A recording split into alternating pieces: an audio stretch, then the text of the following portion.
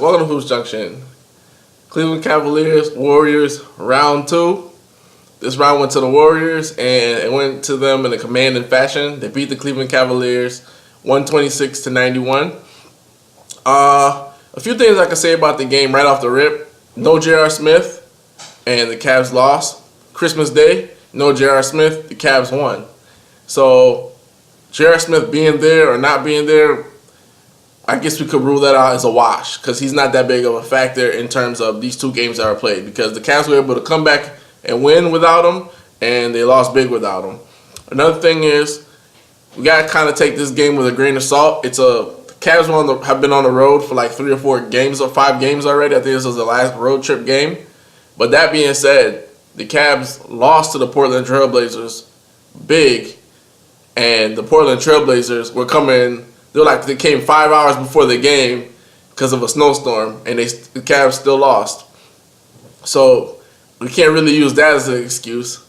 But another thing is Kevin Love got hurt. He didn't come back into the game. I believe it was after the second quarter. So these are just a few things right off the rip. J.R. Smith, we're not going to really talk about that, him being there or not being there, because they were able to win without him, and they lost without him.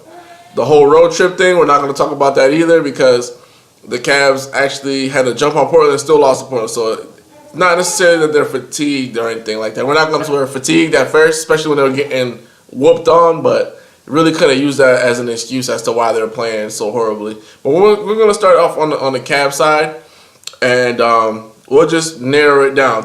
But I think Kevin Love going down was huge. I think at least if Kevin Love's in the game, it stays a 15-point game.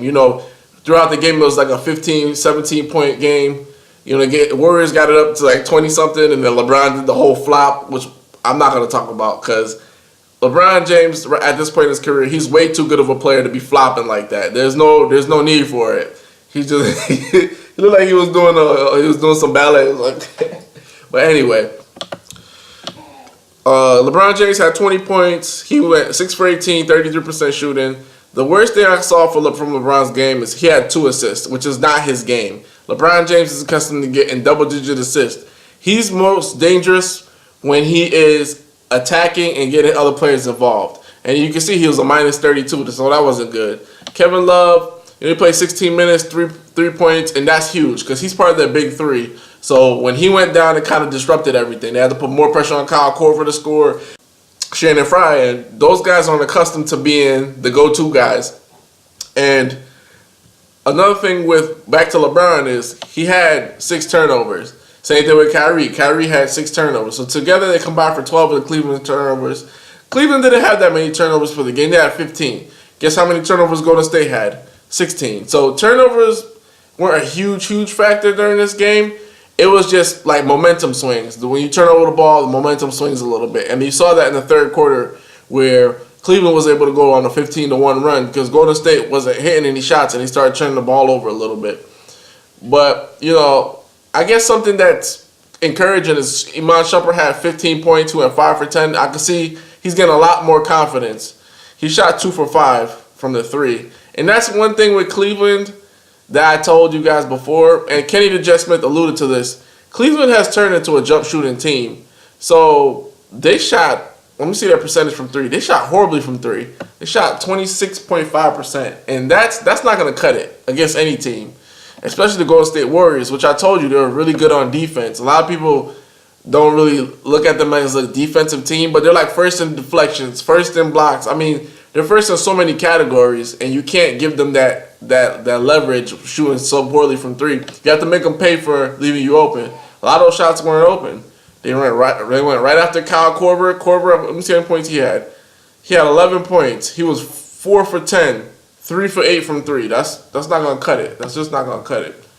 Real quick to Golden State, they had a balanced game. We're gonna give the game ball to Draymond Green. 11 points, 13 rebounds, 11 assists. He was the quarterback out there. He was making play. He was like the Aaron Rodgers. He was directing traffic, telling guys how to defend. They had the mic on him. He was telling Pachulia how to step up and everything like that. Kevin Durant, 21 points. Klay Thompson, 26 points. Stephen Curry, 20 points. And just for you to understand the difference, LeBron had 2 assists. Draymond 11, KD 5, Stephen Curry 11, Andre Iguodala 5, David West 3 assists. It was 37 assists tonight. So when they're passing the ball, have 37 assists, they're tough to beat, and that just goes without saying, man. Like I told you guys before, the more people make fun of the Warriors, and the more they like say they lost a 3-1 lead and they're not acknowledging how good of a team they are, it's like it's the adverse effect. It's like what happened to Miami. People were making fun of Miami so bad for losing the finals to Dallas, and everybody was just capping on them. All of a sudden, they started slowly gelling, and they won the championship the year after, won the championship the year after that, and they went to another finals. So you got to kind of watch your words and how you poke the bear, so to speak, because there's going to be some times where there's nothing you can do. Because, I mean, 26 points, 20 points for Curry, 26 points for Klay Thompson, 21 points for Kevin Durant. I mean, stuff like that. How are you going to win? Like it's just like, how are you going to win? But there was a few things that Cleveland could have did better. I believe like their energy right off the rip could have been way better because, you know, even though you don't think it's a big game, it's a big game. You get up for games, and I felt like LeBron just kind of came out flat. LeBron usually he doesn't give you like a 15-point game, a 20-point game, but sometimes when the games are big, like NBA Finals Game 4, he gave you 22. This game he gave you 20. There was a game 2 years ago in the finals when Golden State won. He gave you like 20 points. He just started getting a little quiet, and that's a little weird, but he kept his team in the game with the fouls that he was putting the Golden State Warriors on their heels, getting to the rack. So you got to give them credit for that. But Cleveland could have did a lot better job with their energy. They saw that the Warriors were getting up into guys. So I believe that they should have gotten LeBron James in the post earlier than they did this game. I think it was the third quarter or late second quarter he started getting in the post. But you got to get him in the post earlier so they could get into a rhythm, so he could collapse the defense, get on the doubles, draw a double team, and kick out to open shooters. Because you can't expect Kyle Korver to keep coming off that little loop screen, a little flare screen or whatever, and him hitting shots over length. That's the number one problem with the Golden State Warriors. Pardon me.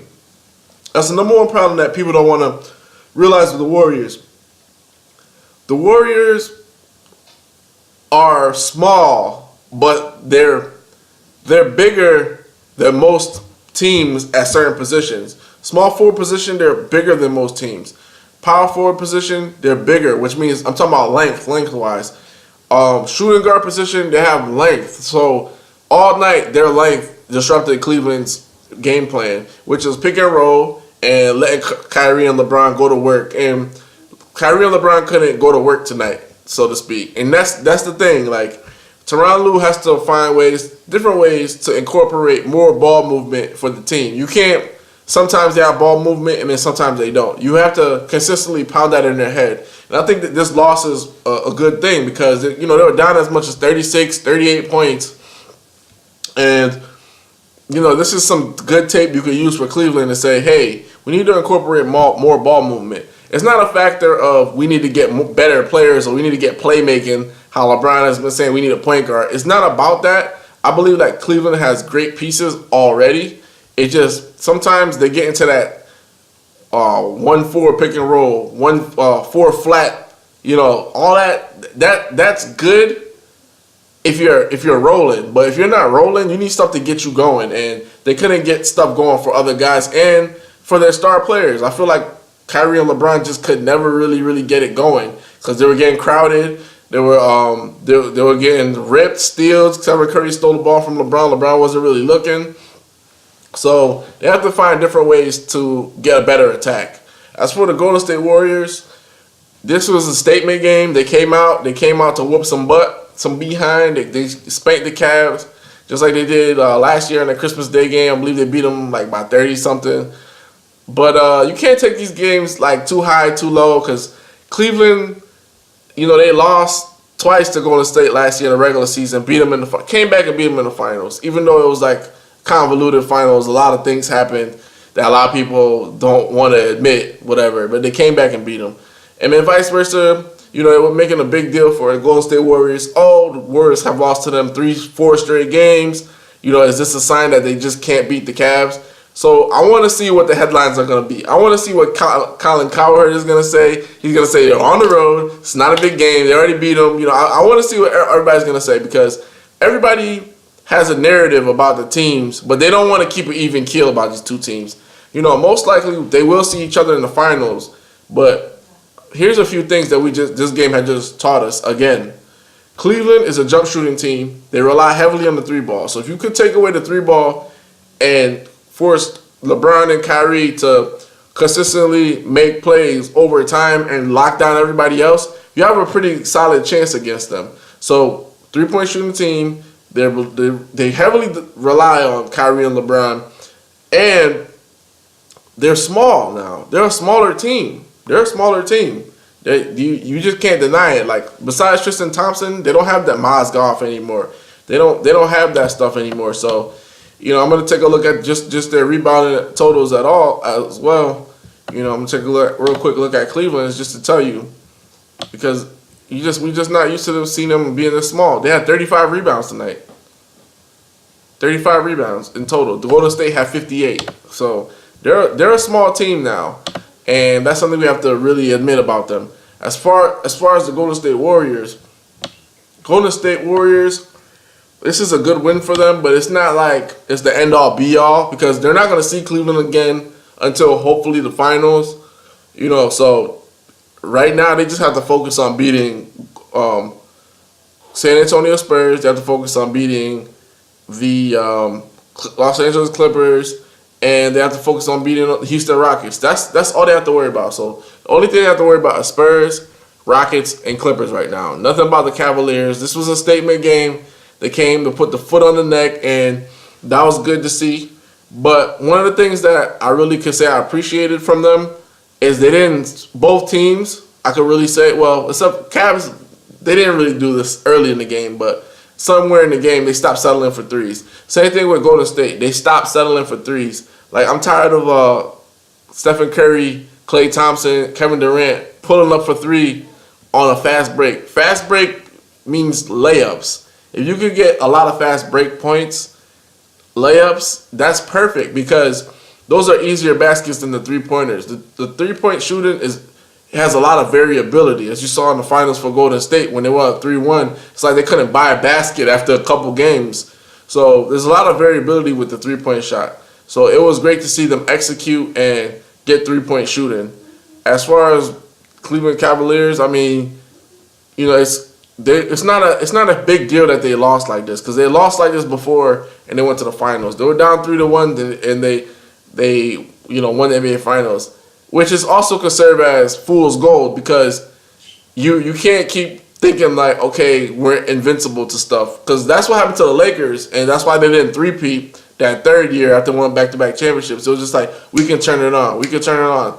Sometimes you can't turn things on. You see what I'm saying? Sometimes stuff hits you, and that's it. It's a wrap. So this is a good teaching tool for Cavs. They can take this tape, look at it, see where they messed up, and take it on for the next ride. Golden State Warriors, I want to see, this game is good, but I want to see if they win their next game. If they win their next game big. Because if they win this game but then lose the next game like the Cavs did the Christmas Day, because Christmas Day Cavs won, came back and lost badly to it was Detroit, one of those teams. So I want to see the next game for Golden State Warriors. If they win the next game, then I know their head is on straight. This is Vlad from Hoops Junction, where Hoops meets Hoopla. Peace.